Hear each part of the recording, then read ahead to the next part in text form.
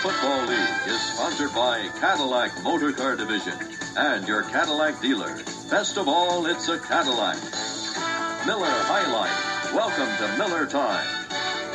And by General Motors. Extra time, extra effort, and attention to every detail. GM is committed to excellence. Sniker die, nigga. Too, man. He might be able to get there in time. I just don't Oh, he dead though. though, nigga. Flat out, nigga. Tupac, musical motherfucking genius, nigga. Fuck the producing beats, Tupac, musical genius, bro. Right. Tupac up there with all them. I put him up there as a lyrical genius. No, because most people wouldn't say he lyrical though. Like, what's lyrics to you? What's lyrical?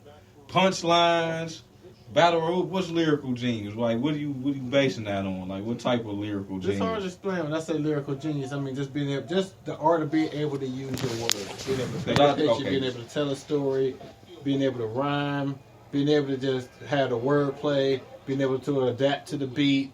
When I look at all of that in a nutshell, that's how I would describe being a lyrical genius, and having not just having one style, being able to come at a track or come at a song different ways, having longevity, being able to show it over time. You know what I'm saying?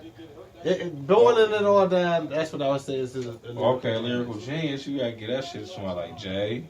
Yeah, I give it to Nas. No, hell. I give it to Nas. No. So I put on the football music, think we about to talk sports. Y'all in here talk about music. I'm good with that though. Hey James, I do a podcast about sneakers, sports, and music. It's called Nike or Die. So I'm recording right now. I'm just doing it on my phone. I'm doing it right now. Oh shit. Yeah. But I say Nas is definitely a lyrical genius, man. Especially in time. Mark my words. In time, Nas is gonna be seen as one of the probably greatest poets of our generation. Hold on right quick. I had the 80s NFL on CBS Music because I figured we were about to start talking about sports. We were about to start talking about J.R. Smith. You know what I'm saying? But it's cool. Oh. I think. Oh no, this just started just now. Nah, it's good. Okay. I think that Nas, the thing. Hey, y'all, we watching the Patriots and the Browns right now. It's 33-13. It's a little rough. I'll be back. Keep recording. I'll be back. Yeah. I'm about to go give me a shell. All right. Yeah, man. But yeah, as far as Nas, I mean, I think that he's all time great. I'm curious to see what James says when he comes back about him not being. But the thing with Nas is he doesn't really he has a lot of work, but like he doesn't at the same time. He hasn't had as many albums here of late. I mean, of late, yeah. Because we had Life is Good. As of late, he ain't really. But he still got more. Overall, think about it. He was making a disc a year for like from 96, 97, 98, 99, 2001. No, 2000. Oh, the Rock La Familia. Yeah. 2001, 2002. What was 2002? The Blueprint 2. That's 2002. What was Blueprint 3 then? That was like 2009. But you had the Black album. You had the Black album. You had Kingdom Come. And you had American Gangster. American Gangster. So that's 11. Okay. Well, no, you had Magna Carta, Holy Grail. 12. Okay. Best of Both Worlds. Okay. Best of Both Worlds 2. That Unfinished Business mess. Yeah. So it's more work. Where with Nas, and again, I might forget one, but I mean, you've got Illmatic. It was written. I am Nostradamus. Stillmatic.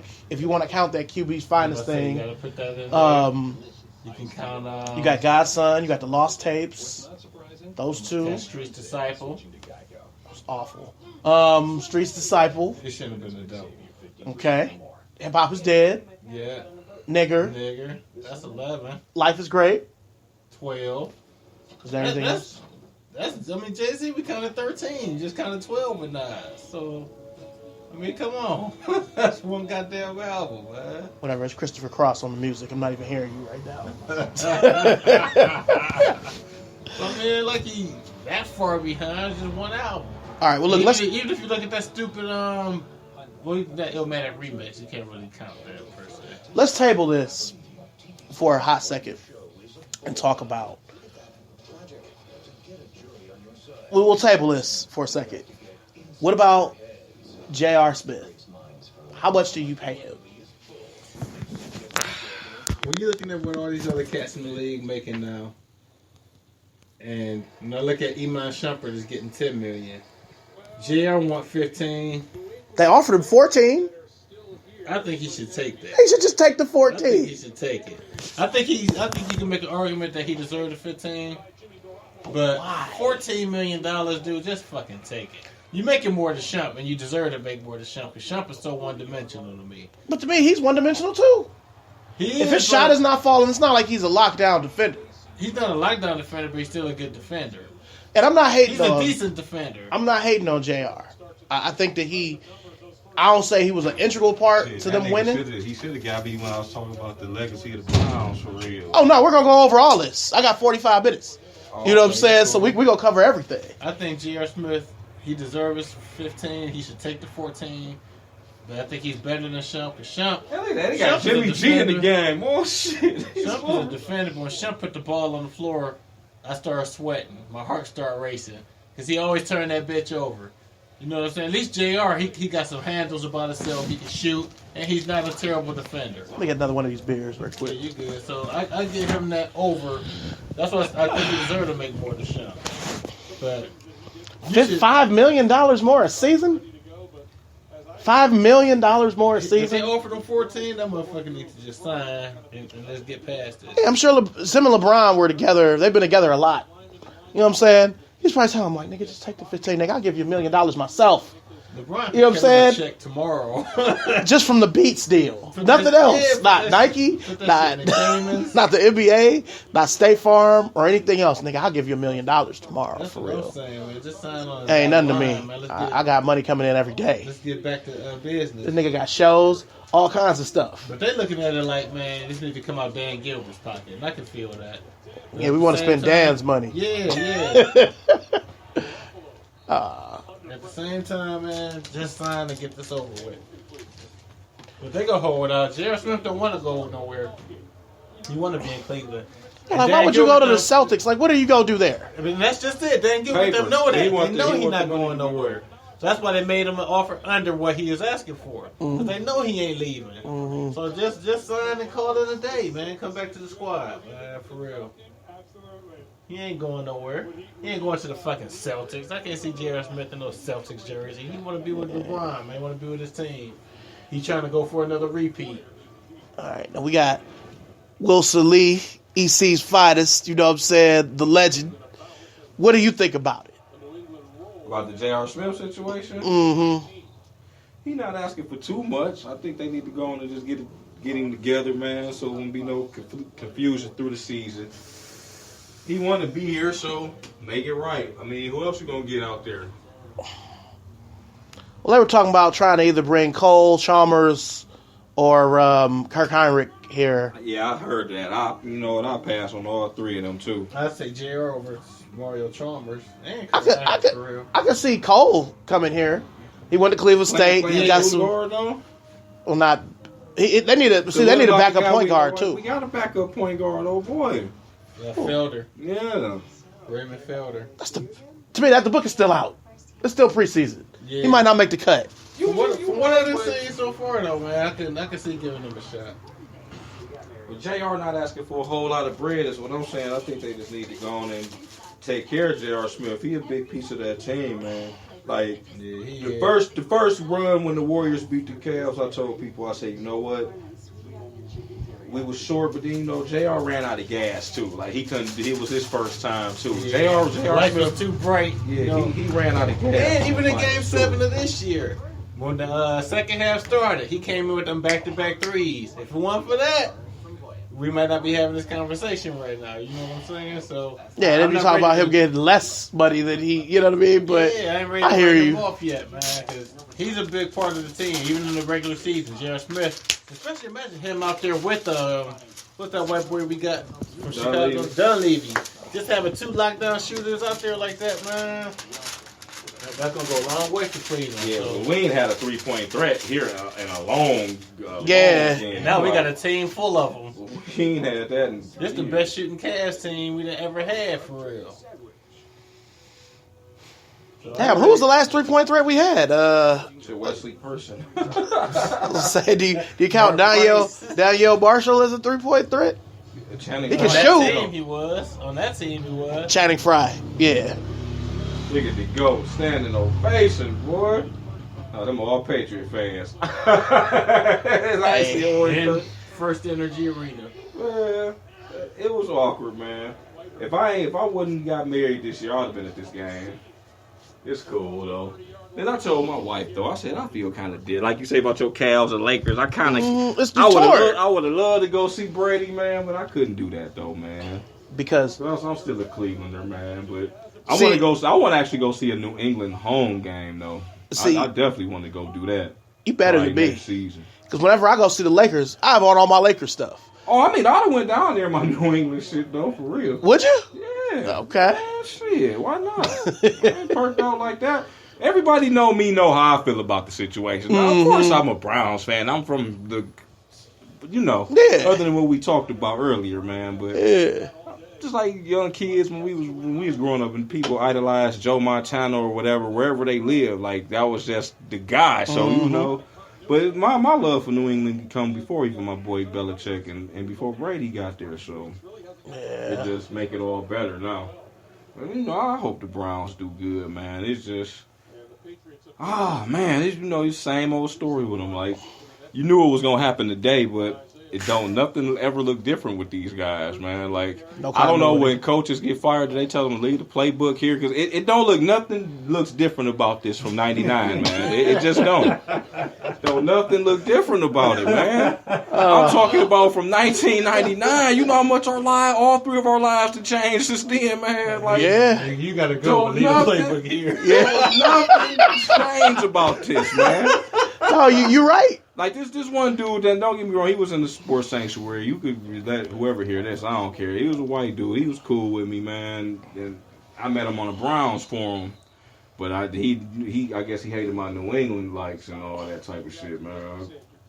But he would always argue me the Kelly Holcomb Tim Couch situation, and I always felt like, okay, yeah, Kelly Holcomb looked good, but damn, dog, how many of them games did he win though? Yeah, like what did he win? He might have had a good series here and there, a good drive, but Couch and William Green got them dudes to the playoffs that year, man. As crazy as that sounds. Think if William Green would have had a full season like that. Yeah, he might have had about 2,000 yards. Where he had to stop playing because his bitch stabbed him or something. Did something happen like that? He got into some sort of domestic thing. But this for your forum too. I looked up William Green about 2 weeks ago. He like a motivational speaker out here. He was speaking. He still married to his wife. No, you got to look him up, man. Also at a church, he was speaking, man. I was real proud to see him, man. That's good.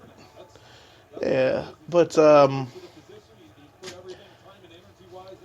I guess getting back to the JR situation, I guess I'll say. Whitehurst hurt. Ain't that a bitch? Whitehurst hurt.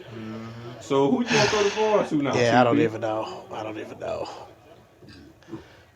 Well, what players are getting now? Because players are getting a lot more than they ever have because of the CBA and the TV money and all this.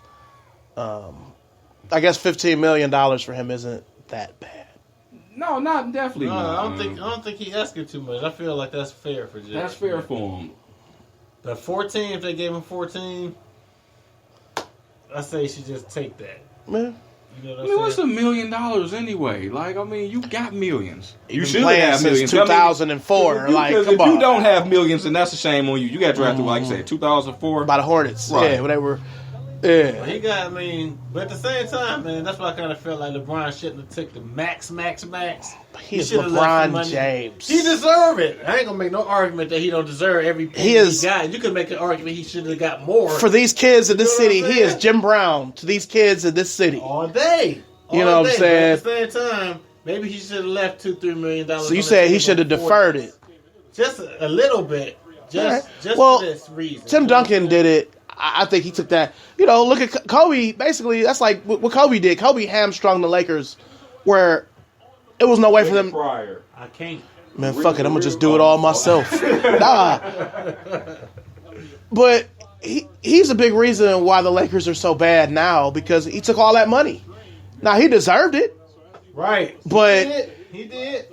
it's not like the buses don't have the money where it'd have been like, all right, look, we're gonna pay you. I think they feel that way about Dan Gilbert. Like, nigga, you got the money, man. Just and $1 million. Dan Gilbert just spent $1 million buying championship rings for all the Cavalier personnel and Q personnel. They are getting championship rings, and that cost them like $1 million. So you got $1 million to pay J.R. Smith. Mm-hmm. You just aren't going to get the same baguettes and diamonds that these players is getting. You can get a ring, though. They don't get a ring. It ain't going to be a good ring, but it's going to be a ring. This ain't the same ring LeBron got. Exactly. You know. But at the same time, I feel where he coming from. Like, you can afford $1 million to get me. You know what I'm saying? He earned it. I feel he deserved it. But at the same time, that $1 million of him paying JR in luxury tax would probably cost him like 3 or 4. You know, okay. So I can see it from that standpoint why they're holding out. But I think Dan Gilbert J.R. Smith should just sign and call it a day. All right, let me end the segment right quick.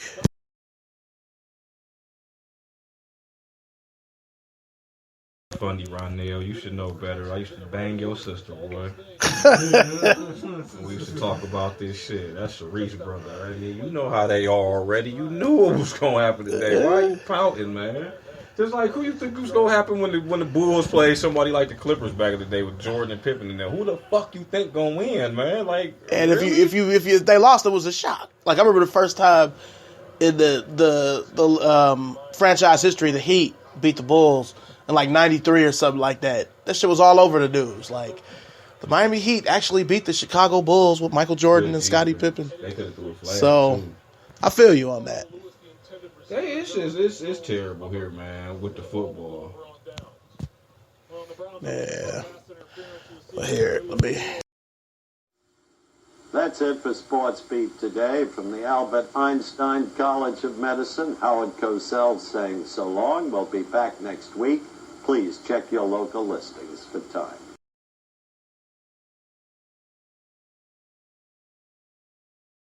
In the News. In the News is sponsored by...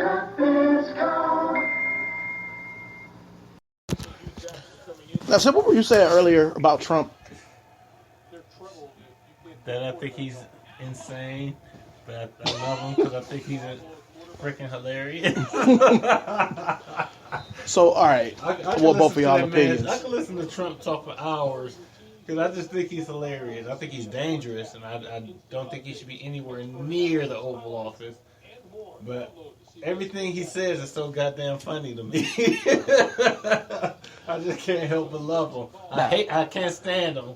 But I just love to hear him talk. His brand of bullshit to me is just funny. Now, what do y'all both think about this whole grab the pussy situation? Man, I don't think nobody should be surprised. Right. He's a rich white man. Like, they all talk like that. Yeah. And the thing is, to me, it shows the hypocrisy of the Republicans. Because for years and years and years, there have been family values and marriage and family. They jumped down Clinton's throat for cheating on his wife, and they was ready to throw him out of office, and they still talking shit about him to this day. Trump cheated on wife number 1 with wife number 2, and cheated on wife number 2 with wife number 3, and been saying all kinds of horrible, unfamily-like shit. Nobody batted an eye. Nobody said nothing about it. You know, it's been all good. They're just rolling with him. But, look, you know, they want to just try and demonize Bill Clinton at the same time. So, I think they are hypocrites, basically. And I'm not surprised. I heard just grabbing women by their genitals. I'm like, really? I ain't even bat an eye. Mm-hmm. It's just like, okay, what next? Because everything Trump done said and did and just got glazed over. And now, I mean, had Trump been black, had Barack Obama came out and said half the shit that Trump done said to this point, he'd have got demonized and thrown out of the election so fast. Yeah, I was just thinking how it would be if Barack would have said, you know, grab him by the pussy. You know what I'm saying? Yeah, like, grab him by the pussy. Like, that shit is crazy. If Barack had said all Mexicans are rapists, or McCain's only a war hero because he got captured. I like people who wasn't captured. Now, Barack said any of that shit. Like, just one of the things Trump has said in the last 16 months. It would have been over. It would have been over. Oh, man. But Trump, he's down. He's literally the Teflon Don because nothing stick to him. Trump get away with it. everything. Trump and Gotti. Yeah, it's just undone. Oh, man. I think the Republicans are hypocrites because everything they claim they stand for, Trump is the complete opposite of that, and they still support him. And the only reason they do is because they hate Barack Obama so much they're racist, the majority of them. Uh-huh. And they just don't want to see a black man succeed, which is why they've been such obstructionists for the past 8 years. And Trump is the opposite of everything that Obama even tried to stand for and that America should stand for, and they still support him. Even though they know he's not. They know he ain't shit. Yeah, they know it, but they still ride with him. So, even though I hate Trump, I still think he's freaking hilarious. He's like been the greatest comedian of 2016. Yeah. I think he's just freaking hilarious. Yeah. You got anything to say on that, Wilson Lee here? Not at the moment. Not at the moment. Cool. Well, that's the end of news. In the News. In the News is sponsored by... All right, now let's get back to this lyrics situation. We were talking about, James, before you left, you were talking about how Nas wasn't, did you say he wasn't lyrical? Or wasn't like a lyrical great? If you don't mind me asking. I don't think that's what I said. What was the question again? I apologize. What was He said a lyrical genius. Yeah, we're talking about geniuses. I said Nas is a lyrical genius. You said he was not. we were debating on their bodies of work when you were at the store. I thought that Nas didn't have as many albums as Jay-Z, but he actually does. So between the two, I think they're both greats. I just feel like since Jay-Z crossed over better, people always look at him as a better lyrical genius. You know what I think? In time, once the smoke settles, just like I still say to this day, like in our lifetime, everybody always says like Michael Jackson's the greatest. I think when you fast forward a generation, people are gonna look at Prince as being the greatest of this whole generation. Ahead of Michael Jackson? I do. Prince is gonna be seen as the greatest musician of our lifetime, probably the 20th century. I wholeheartedly believe that, and I think when you fast forward to the next generation too, you may see people look at Nas in a better light as Jay-Z than Jay-Z. But why? What's gonna put what is gonna put him? Because see the kids, I don't even feel like the kids even see. Now when you say this next generation, what age are you talking about? Well, not necessarily like the next generation is like the next, like my children's age. I just mean like maybe just in general, like if you fast forward to the year, what are we in, 2016? If you fast forward to 2116, and we're looking at the music of today, like we of today look at like jazz back in the day. Like we look at Duke Ellington and Louis Armstrong. The way we look at them cats, the way people in 2116 gonna look at Nas and Jay-Z, I think they're gonna look at Nas as being a greater lyricist than Jay-Z. I do. And I think they're gonna look at Prince as being a better musician and greater than Michael Jackson. Okay. Now again, this is gonna go back to a convo that we had earlier.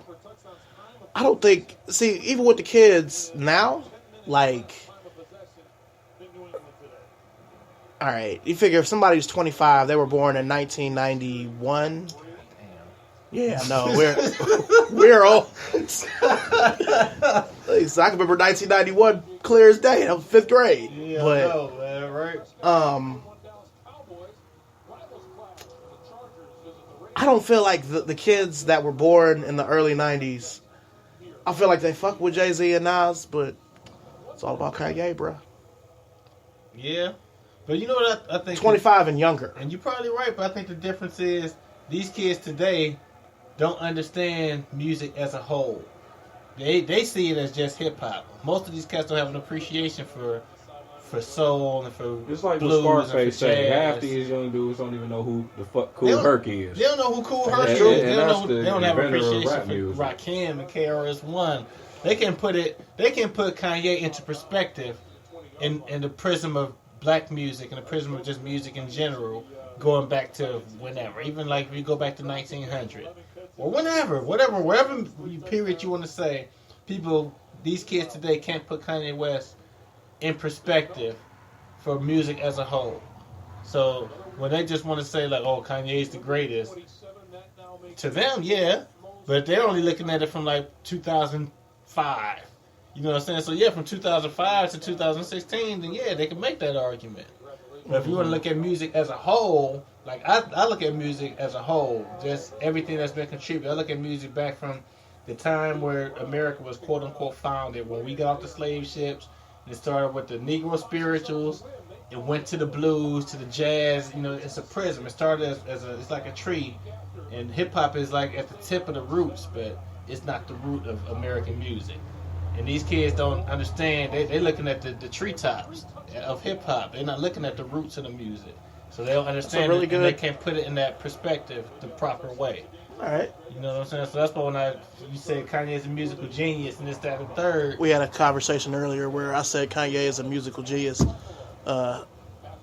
Tim here does not agree. I think Kanye's good. I think he's borderline great. He may go on. Borderline great? I think I say he's great. I concede. And he may go on to prove me wrong. I think he's good enough that where he could potentially prove me wrong. But do I consider him a musical genius? I just can't give him that. All right, now I just can't. For my listeners here, who are the musical geniuses again? When I think of musical geniuses, I think of cats like Prince. I think of cats like Michael Jackson. I think of cats like Isaac Hayes and Barry White. My boy, of course, you know, I'm the biggest Rick James fan, you know. Biggest Rick James fan in the world. I look at cats like Duke Ellington, Miles Davis, John Coltrane. You know, even Marvin Gaye. I said Mike. Okay. You know, to me, these are musical geniuses. Cats like Paul McCartney. You know, just cats like that who had the body of work to show for, who can back it up with just variety and songwriting, and they can just approach music different kinds of ways. Like I look at Prince. The man could play like 3 dozen instruments. He wrote like 99% of his material. He was the brains and the mastermind behind like everything around his music. He arranged, he produced, he did it all. Kanye does all of that. But he does it off the strength of sample. Half the time. Okay, that's why I can't give him the entire. I can't. But give everybody him that label. uses samples. Everybody you don't think does. Prince Even doesn't Prince use samples? Michael Jackson's definitely used samples. Like sample, but half of Kanye's body of work is samples. See, half of those musical geniuses that you were talking about, it wasn't no sampling. The production hadn't moved that far ahead yet either. So who's to say those cats wouldn't have sampled? But still, I can't. No. I don't agree with you. I don't agree with you because there's cats today who's still doing their own music and they're not sampling. I'm not taking nothing away from the fact that Kanye's sampling. No, I am taking away from the fact that he's sampling. I'm not taking away from sampling. Sampling is cool. But if half of your output has been off the backs of other artists, I can't say you're a musical genius. That's just me. He's great. I like a lot of his music. I bump a lot of his stuff pretty much routinely. I just can't give him musical genius. You can't give him that distinction as a musical genius. I can't put him up there with Miles Davis and Coltrane and Ellington and cats like that who took nothing. But their instrumentation, their ability as a musician, and what came to them through their mind's eye made something new and put it out, and it was great. As opposed to somebody who just came, listened to something that somebody else made, and said, "Oh, well, I'm gonna just take this and take that and chop this and rearrange that." But even that takes talent. Like anybody can't do that. I'm not. You're right to an extent. I couldn't do it. Could you do it? You're right to an extent, but still, the person who takes nothing and makes something is always gonna be better than the person who took something and tweaked it to make something else. That's just my opinion. I might be right or wrong, but that's how I feel about it. Anybody could take something and tweak it, but the person who took something that wasn't there, if you start with a completely blank canvas and make something great, versus the person who took the Mona Lisa and just said, "Well, I'm gonna change her hair to blonde and change her brown dress to blue, and now I'm gonna put this out as a completely new thing." It's not. All you did was just you took the Mona Lisa was already there. It was great when you started. You just changed a couple colors and put some unicorns and lollipops and raindrops in the background. It don't make it new. You just mean you tweaked it. You made it. It's your interpretation of something else. I'm not going to respect that for what it is, but it doesn't mean that you're a musical genius. Da Vinci, the one who drew the picture in the first place, you can give him genius, but the guy who came along and just tweaked a couple things and changed this and that and changed A to B, I can't give you genius. I just can't. All right. Fair enough, young sir. Fair enough. I think for that deserves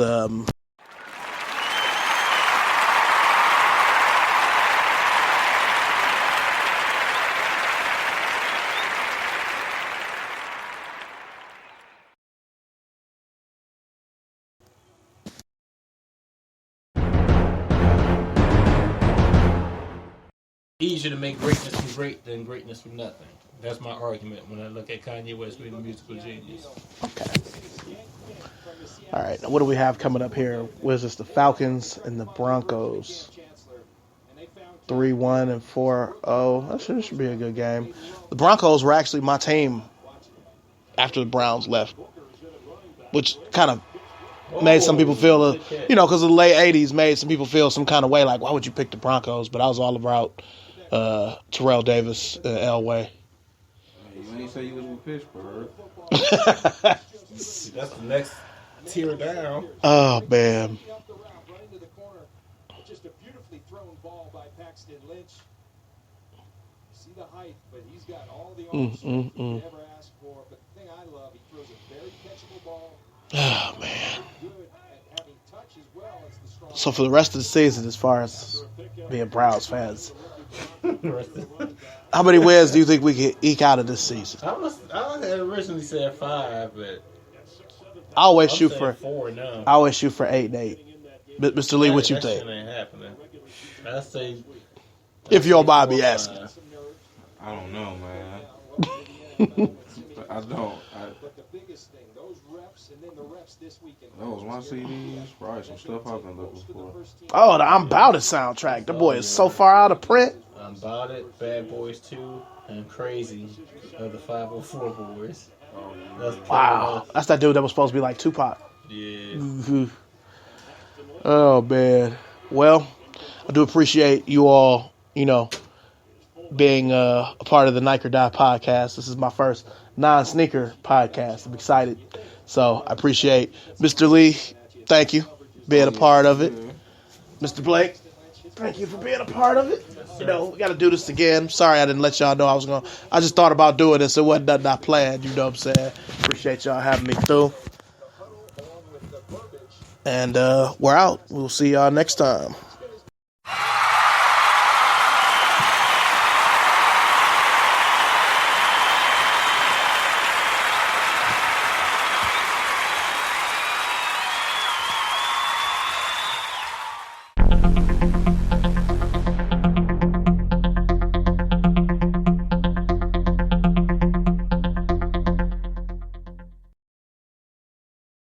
There's only one place I'd rather be, French Lick.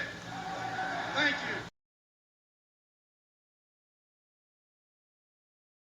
We're 19, WOIO, Shaker Heights, Cleveland, a Mallright Communications Group station.